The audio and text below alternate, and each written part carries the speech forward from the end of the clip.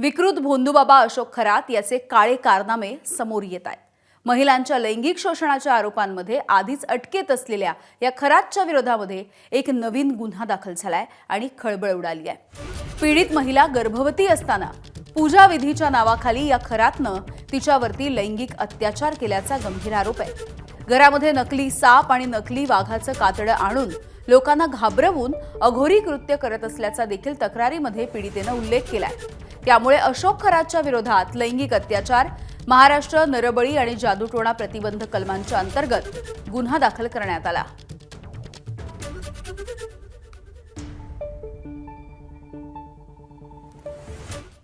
तर या पीडित महिलेनं तक्रार दाखल केलेली आहे, गुन्हा दाखल झालाय। या तक्रारीमध्ये नेमकं काय म्हटलंय आपण बघूया।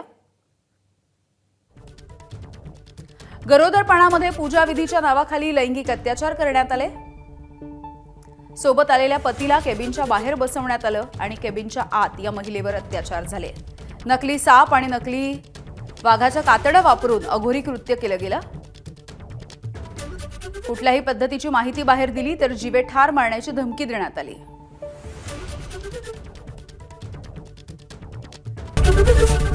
एबीपी माझा, उघडा डोळे बघा नीट।